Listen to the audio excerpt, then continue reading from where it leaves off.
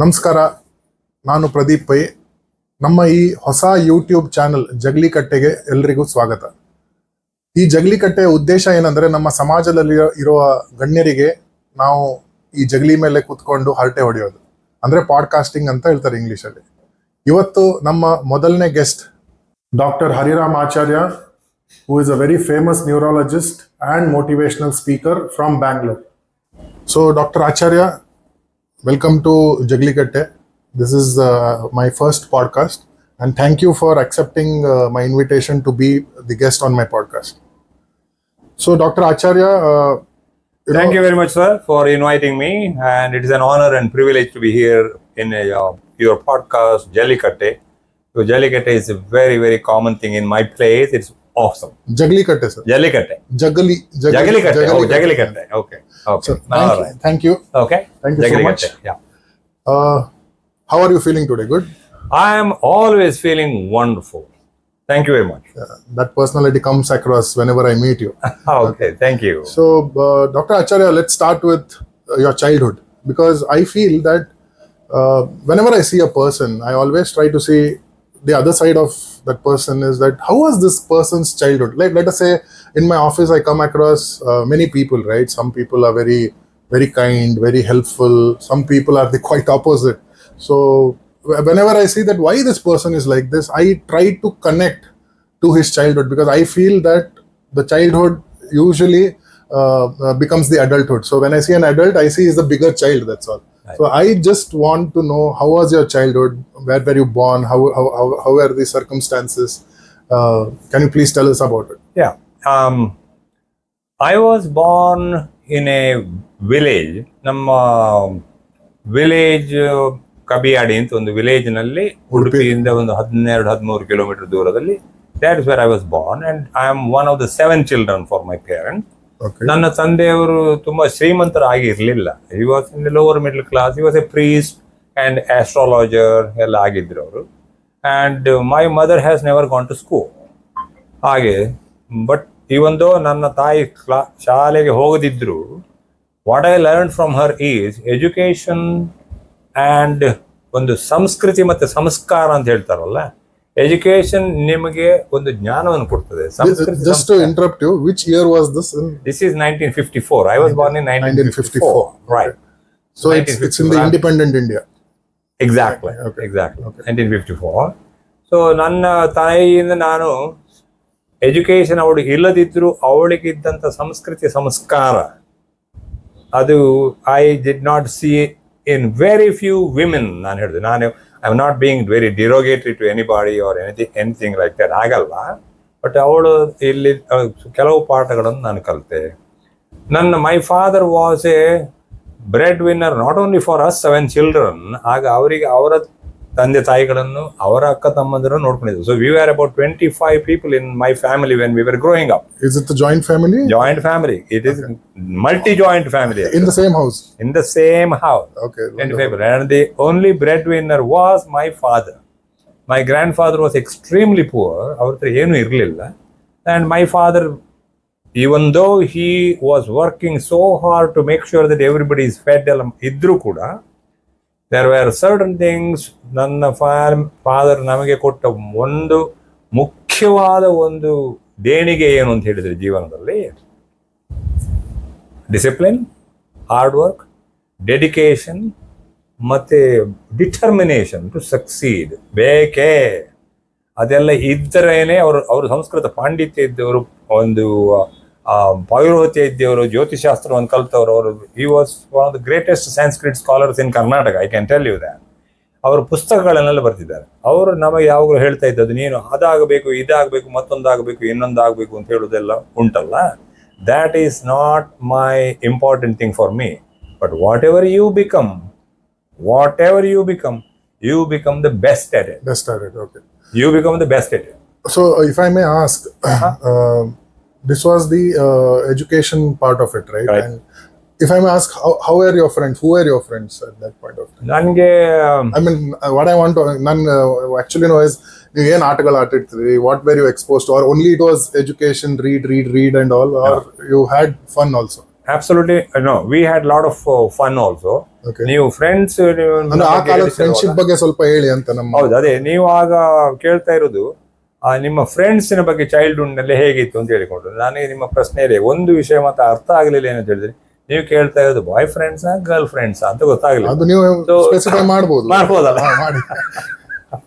So anyway, ನಾವು we had lot of fun.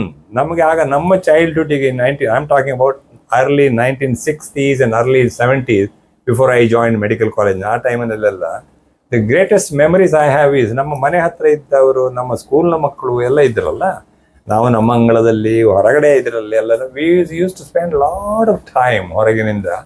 ಆಗ ನಮ್ಮ ಹತ್ರ ಕಂಪ್ಯೂಟರ್ ಗೇಮ್ಸ್ ಇಲ್ಲ, ಫೋನ್ ಇಲ್ಲ, ಟಿವಿ ಇಲ್ಲ, ಎಂಥದ್ದು ಇಲ್ಲ ಅಲ್ಲ ನಮಗೆ. The only interaction we had was with other children and observing what exactly ನಮ್ಮ ಓಲ್ಡರ್ ಪೀಪಲ್ ನಮ್ಮ ಇದರಲ್ಲಿ ಏನು ಮಾಡ್ತಾ ಇದ್ದಾರೆ ಅಂತ ಒಬ್ಸರ್ವ್ ಮಾಡೋದನ್ನು ಮಾತ್ರ, ಅದನ್ನು ಕಲ್ತುಕೊಂಡು ನಾವು ಬೆಳೆದದ್ದಷ್ಟೇ ಹೊರತು. So it was extremely joyous thing. ಆಗ ನನ್ನ ತಂದೆಯವರು ಓದಬೇಕು, ಅದರ ಜೊತೆಯಲ್ಲಿ ಆಟವನ್ನು ಆಡಬೇಡ ಅಂತ ಯಾವತ್ತೂ ನನ್ನ ತಂದೆಯವರು ಹೇಳಿದವರು ಅಲ್ಲ. ಆಟ ಆಡಬೇಕು. ಏನ್ ಆಟ ಆಡ್ತಿದ್ರು ಅವಾಗ? ಆಗ ಕ್ರಿಕೆಟ್ ಆಡ್ತಿದ್ದೆವು, ಕಬಡ್ಡಿ ಆಡ್ತಿದ್ದೆವು, ಲಗೋರಿ ಆಡ್ತಿದ್ದೆವು, ಚೆಂಡು. So my question is, this was in 1954, right? Correct. So there is no exposure to watch cricket on a television. If I am not, then how did cricket become popular in those days? ಇಂಡಿಯಾದಲ್ಲಿ cricket ಯಾರಾದ್ರೂ ಗೊತ್ತಿಲ್ಲದಿದ್ದವ ಅಂತ ಆಗಲೂ ಯಾರು ಇರ್ಲಿಲ್ಲ. Cricket mad country. Because today is the IPL, you switch on a mobile app, everything is there. ಸಣ್ಣ radio ಇತ್ತು ನಮಗೆ. Okay. My father was also interested in listening to cricket commentary. Commentary. ನಮ್ಮ ಚಿಕ್ಕಪ್ಪ ಇವರೆಲ್ಲ ಇದ್ದವರೆಲ್ಲ ಅವರಿಗೆ ಸ್ವಲ್ಪ ಇಂಗ್ಲಿಷ್ ಎಲ್ಲ ಅರ್ಥ ಆಗ್ತಿತ್ತು. ಅವರ ಇಂಗ್ಲಿಷ್ನಲ್ಲೆಲ್ಲ ಕಮೆಂಟ್ರಿಯನ್ನು ಕೇಳುವುದು, ನಮ್ಗೆ ಅವ್ರು ಹೇಳ್ತಾ ಇದ್ರು, ಎಲ್ಲ ಮಾಡ್ತಿದ್ರು. ಭಗವತ್ ಚಂದ್ರಶೇಖರ್, ಬಿಷನ್ ಸಿಂಗ್ ಬೇಡಿ, ಮನ್ಸೂರ್ ಅಲಿ ಖಾನ್ ಪಟೌಡಿ, ಚಂದು ಬೋರ್ಡೆ, ಇವರೆಲ್ಲ ಈಗಿನ ಕಾಲದವರಿಗೆ ಹೆಸರೇ ಎಲ್ಲ ಗೊತ್ತಿರ್ಲಿಕ್ಕಿಲ್ಲ.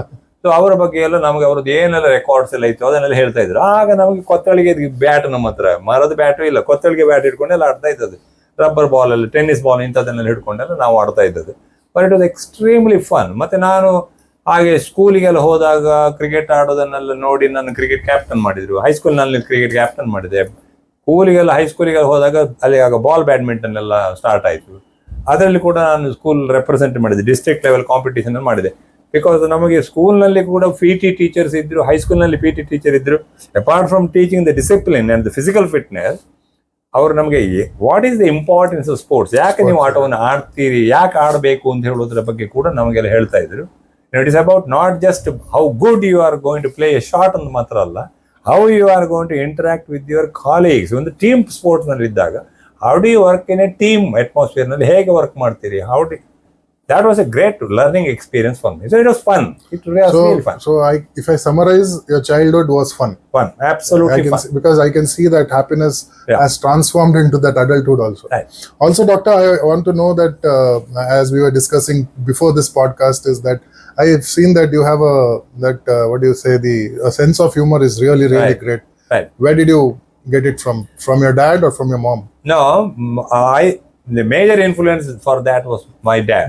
As I told you, my dad was a great Sanskrit scholar, and he was going for ಯಾವುದೇ ಒಂದು ಹೈಸ್ಕೂಲ್ನಲ್ಲಿ, ಸ್ಕೂಲ್ನಲ್ಲಿ, ನಮ್ಮ ವಿಲೇಜ್ನಲ್ಲಿ, ಉಡುಪಿ ತಾಲೂಕಿನಲ್ಲಿ ಯಾವುದೇ ಒಂದು ದೊಡ್ಡ ಫಂಕ್ಷನ್ ಆಯ್ತು ಅಂತಂದ್ರೆ ಮೈ father was the speaker, invited speaker. ಅವರು he used to make the people just dance to when he was talking. ಕಬಿಯಾಡಿ ಶ್ರೀನಿವಾಸಾಚಾರ್ಯರು ಬರ್ತಾ ಇದ್ದಾರೆ ಅಂತ ಆದ ಕೂಡಲೇ everybody is ready. Okay, today there is going to be fun. He was a good orator. It was exactly. So there was a role model for me and my father. He is a role model not only for sense of humor. He is a role model for me for everything. I just adore my father and my mother.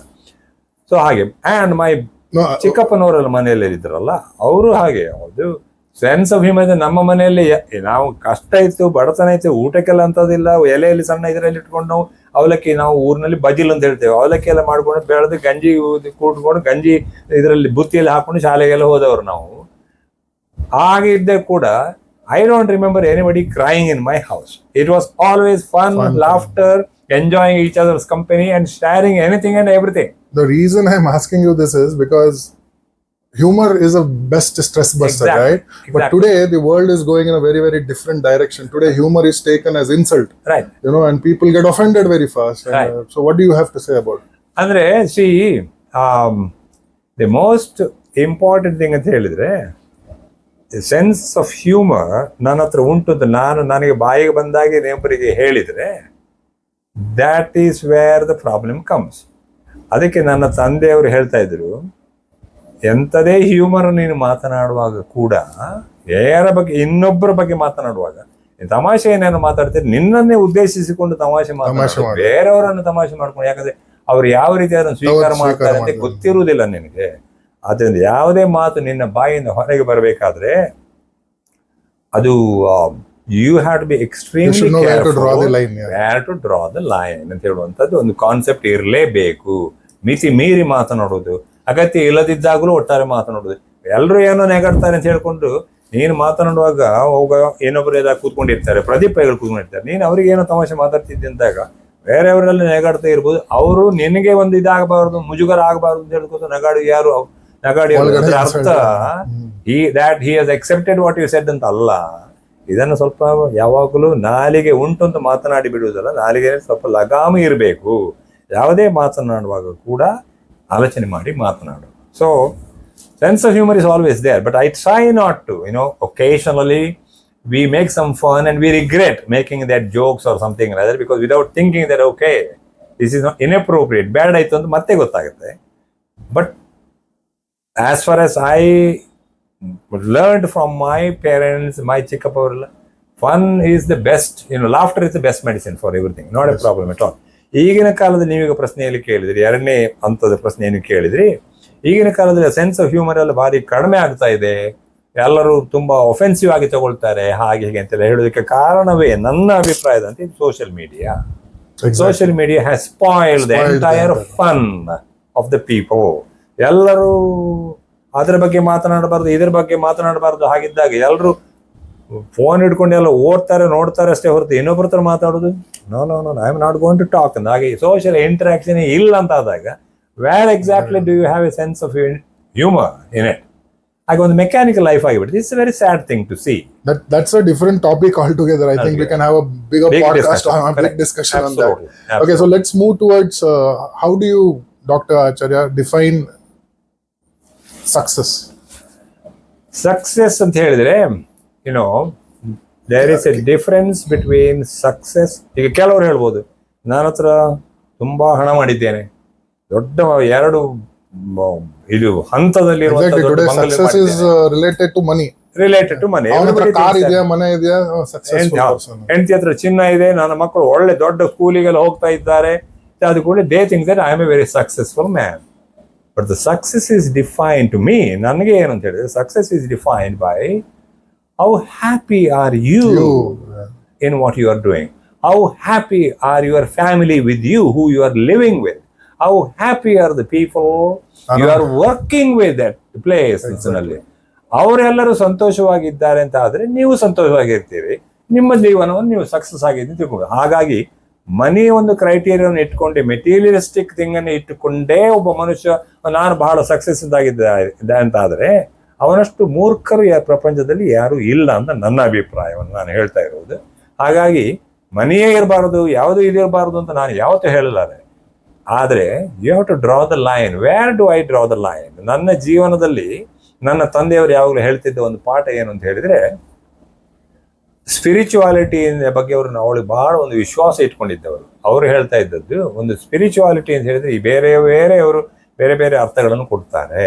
ಆದರೆ real spirituality ಅಂತ ಹೇಳಿದ್ರೆ ನನ್ನ ಅಸ್ತಿತ್ವ ಯಾಕೆ, ನಾನು ಹುಟ್ಟಿರುವುದು ಯಾಕೆ, ನನ್ನ ಜೀವನದ ಉದ್ದೇಶ ಏನು. ಎರಡನೇದ್ದು, ದೇವರಲ್ಲಿ ಯಾವುದೇ ಕಾಲದಲ್ಲಿ ಕೂಡ ಅಚಲವಾದ ವಿಶ್ವಾಸವನ್ನು ಇಟ್ಕೊಂಡಿರ್ಬೇಕು. ಅಂದ್ರೆ ನನಗಿಂತ ಮೇಲೆ ಇನ್ನೊಬ್ರು ಇದ್ದಾರೆ ಅಂತ ಹೇಳುವಂತ ಒಂದು ಹಂಬಲ್ನೆಸ್ ಬರ್ತದೆ ಆ ಒಂದು ದೇವರ ಮೇಲೆ ನಂಬಿಕೆಯನ್ನು ಇಟ್ಕೊಂಡ್ರೆ. ಮೂರನೇದ್ದು, ನನ್ನ ಜೀವನ ಇರುವುದು ನನಗಾಗಿ ಮಾತ್ರ ಅಲ್ಲ, ನನಗಿಂತ ಜೀವನದಲ್ಲಿ ತುಂಬಾ ನತದೃಷ್ಟರು ಜೀವನದಲ್ಲಿ ಇರ್ತಾರೆ, ಅವರ ಬಗ್ಗೆ ಕೂಡ ನೀನು ಅವ್ರಿಗೆ ಏನು ಸಹಾಯ ಮಾಡ್ಲಿಕ್ಕೆ ಆಗದಿದ್ರು ಕೂಡ ಅವರ ಕಣ್ಣೀರನ್ನು ನೀನು ಒರೆಸಿದೆ ಅಂತ ಆದ್ರೆ ಮಗನೇ, you are going to make a difference to that person. ಅವನಿಗೆ ಏನೂ ಕೊಡಬೇಕಾಗಿಲ್ಲ ನೀನು. So spirituality is about understanding your existence ಏನು, ನನ್ನ ಜೀವನದ ಪರ್ಪಸ್ ಏನು, ಯಾಕೆ ನಾನು ಈ ಪ್ರಪಂಚದಲ್ಲಿ ಇದ್ದೇನೆ ಅಂತ ಒಂದು. ಎರಡನೇದು, how can I make a difference to somebody who is less fortunate than me. ಮೂರು, ಮೇಲೆ ನನಗಿಂತ ಮೇಲೆ ಇನ್ನೊಬ್ಬ ಇದ್ದಾನೆ, ದೇವರು ಅಂತ ಹೇಳುವವರು. ದೇವರು ಅಂತ ಹೇಳ್ಬೋದು, ಅಲ್ಲ ಅಂತ ಹೇಳ್ಬೋದು, ಕ್ರೈಸ್ಟ್ ಅಂತ ಹೇಳ್ಬೋದು. ನಿಮ್ಮ ಧರ್ಮದ ಪ್ರಕಾರ ನೀವು ಬೇರೆ ಬೇರೆ ಹೆಸರನ್ನು ಕೊಡ್ಬೋದು. ನಾವು ಹೇಳ್ತೇವೆ ದೇವರ ಬಗ್ಗೆ ಇದನ್ನು ಹೇಳುವಾಗ ಹೇಳ್ತಾರೆ, ವಿಪ್ರ ಬಹುಧಾ ಪ್ರದಂತಿ ಅಂತ ಹೇಳಿದ್ರೆ ದೇವರಿಗೆ ಹಲವಾರು ಹೆಸರನ್ನು ನಾವು ಕೊಡ್ತೇವೆ, ಆದ್ರೆ ಇರೋದು ದೇವರು ಒಬ್ಬನೇ ಅಂತಾರೆ. ಹಾಗೆ ಈ ನಂಬಿಕೆಯನ್ನು ಯಾವತ್ತೂ ಕಳ್ಕೊಳ್ಬಾರ್ದು ಅಂತ ನಮ್ಮ ತಂದೆಯವರು ಹೇಳ್ತಾರೆ. ಇದು 3 ಇದ್ರೆ ನೀನು you are successful in your life. I totally 100% believe in that. Okay, Doctor, as we're speaking about success, the question popped up in my mind. You can answer this or you can not choose to answer it. Have you been ever in life not successful at something? And if you want to answer it, if yes, then how did you deal with it? ನನಗೆ this is why I say upbringing is so important in your life. ನನ್ನ ತಂದೆಯವರು ಒಂದು ಪಾಠ ಯಾವತ್ತೂ, ನಾವು ಸಣ್ಣದಿರುವಾಗ ನಾವು ನಮ್ಮ ದೇವರ ಕಬಿಯಾಡಿ ಮಠ ಅಂತ ಮಠದ ಎದುರಿನಲ್ಲಿ ಸಾಯಂಕಾಲ ಹೊತ್ತಿಗೆ 7 ಗಂಟೆಯಿಂದ 8 ಗಂಟೆವರೆಗೆ ನಮಗೆ ಸಂಸ್ಕೃತದ ಪಾಠವನ್ನೆಲ್ಲ ನಮ್ಮ ತಂದೆಯವರು ಹೇಳ್ತಾ ಇದ್ರು. ಅದರ ಜೊತೆಯಲ್ಲಿ ಬರೇ ಸಂಸ್ಕೃತವನ್ನು ಇದನ್ನು ಬಾಯ್ಪಾಠ ಮಾಡಿ ಅಂತ ಹೇಳ್ತಾ ಇದ್ದಲ್ಲ, ಯಾಕೆ ಇದನ್ನು ಹೇಳಿಕೊಡ್ತಾ ಇದ್ದೇನೆ, ಇದರಲ್ಲಿರೋ ಪಾಠಗಳು ಏನು ಅಂತೆಲ್ಲ ಅವರು ಯಾವಾಗಲೂ ಹೇಳಿಕೊಡ್ತಾ ಇದ್ರು. ಹಾಗೆ ಅವರು ಕೊಡ್ತಾ ಇರುವಾಗ ಅದು ಆ ಸಂಸ್ಕೃತ ಶ್ಲೋಕ ನನಗೆ ನೆನಪಿಲ್ಲ. ಅವ್ರು ಹೇಳಿದ್ದು, failure is the stepping stone for success. ನೀನು ಜೀವನದಲ್ಲಿ ಮಾಡ್ತಾ ನಿನ್ನ ಪ್ರಯತ್ನವನ್ನು ಎಲ್ಲವನ್ನೂ ಮಾಡ್ಕೊಂಡು ಹೋಗ್ತಾ ಇದ್ರೂ ಕೂಡ ಕೆಲವೊಮ್ಮೆ ಫೇಲ್ಯೂರ್ ಆಗ್ತಿ. ಅದು failure is part and parcel of your life. ನೀನು ಕೈ ಹಾಕಿದಕ್ಕೆಲ್ಲ ಸಕ್ಸಸ್ ಆಗ್ತದೆ ಅಂತ ತಿಳ್ಕೊಂಡು ಹೋಗಿದ್ರೆ ನೀನು ದೇವರಲ್ಲ, ನೀನು ಮನುಷ್ಯ ಅಂತ ನೆನಪಿಟ್ಕೋ. ಅದಂತ ಫೇಲ್ಯೂರ್ ಆಗೇ ಆಗ್ತದೆ.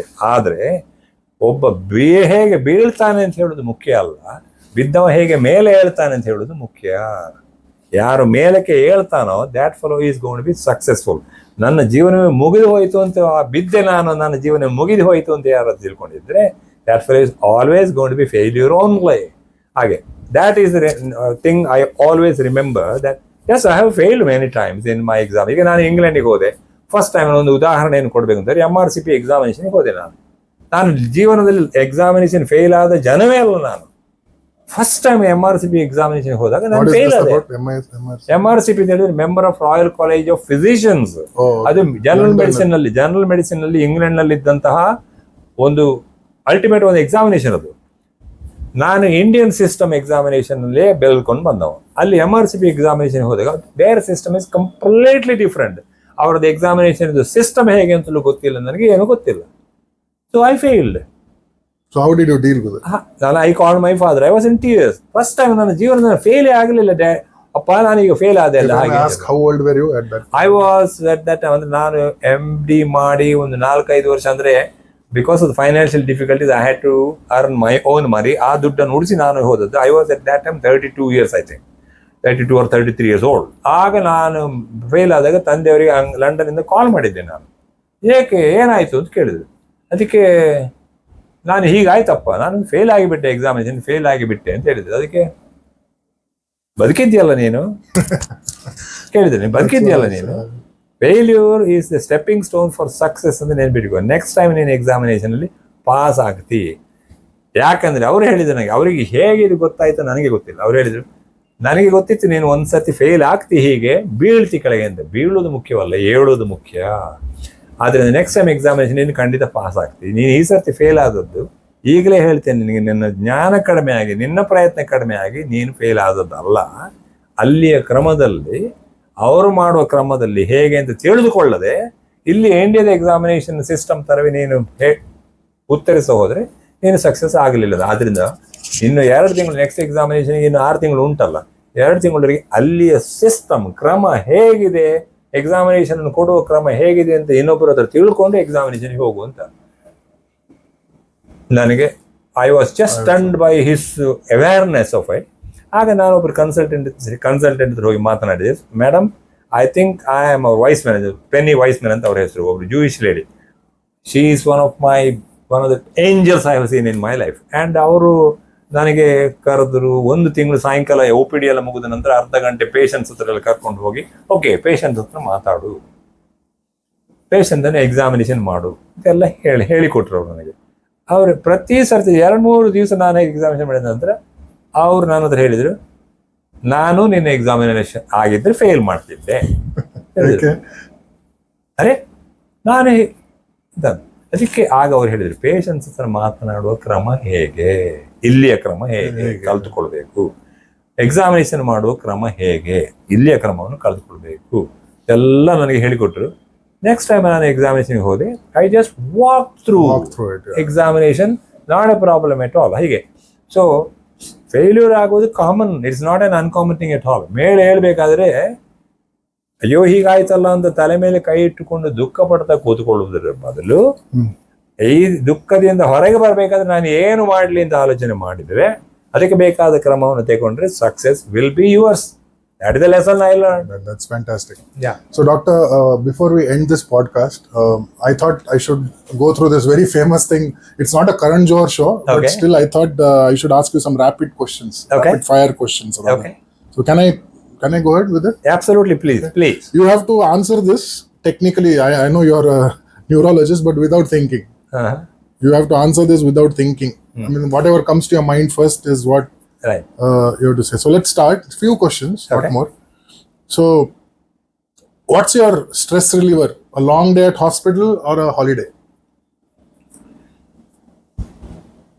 There are days, some days in the hospital where I feel I'm really stressed out and I want to go for a holiday. But when I go for a holiday, I always think that I better be in the hospital.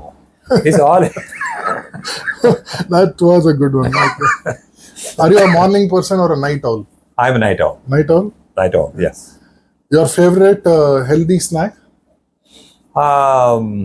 Bread sandwich. Vegetable, because vegetables and fruits is the most important part of my diet. Okay.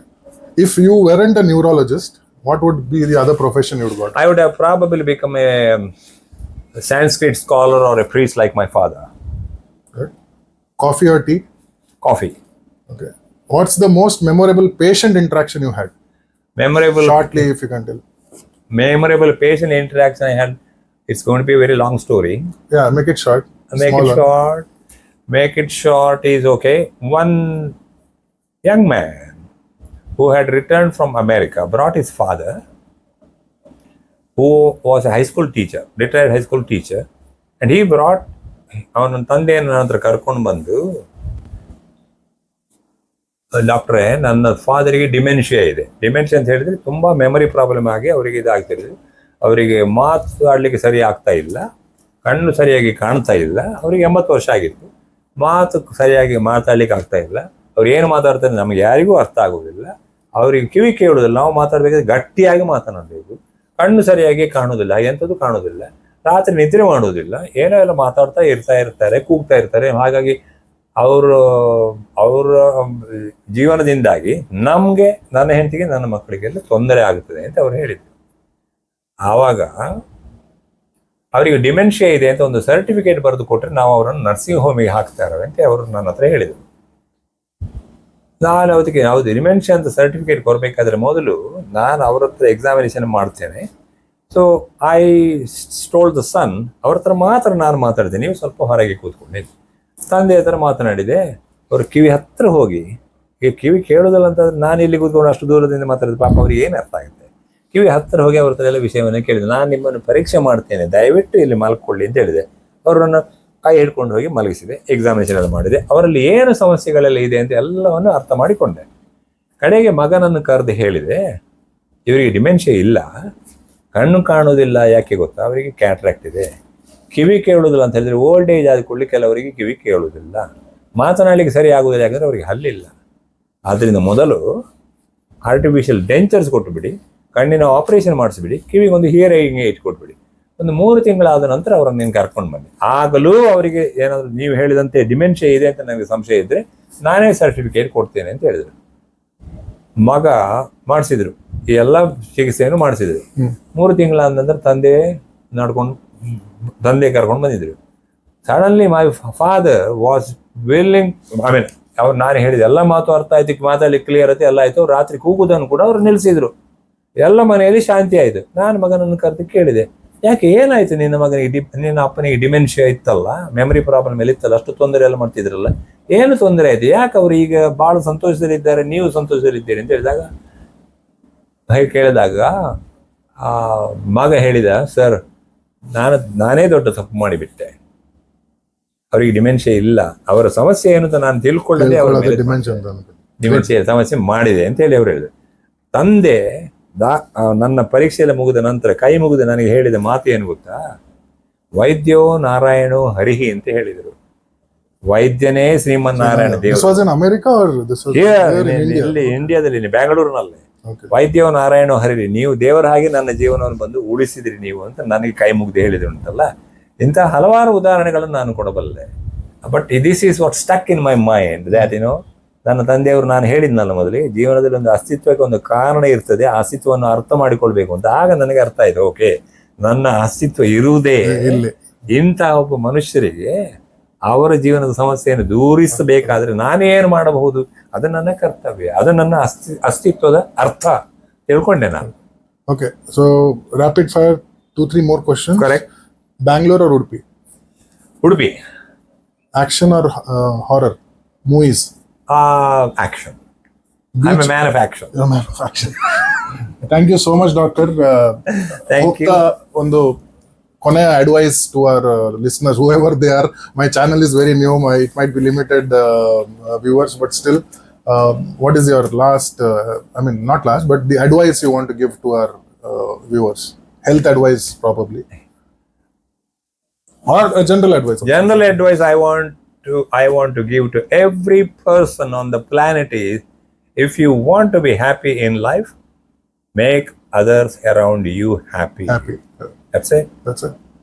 Thank you so much. It was wonderful having podcast. I learned so much, and I hope the interaction was great. I hope you also enjoyed this. I absolutely enjoyed it. Anytime you want for your Jagalikatte, I'll be here. Not a problem at all. It's a pleasure and privilege to be with you. I hope we'll have some more podcasts on some other topics. Not a problem. I'll be happy to be here. Thank you, doctor. Thank you. Thank you so much.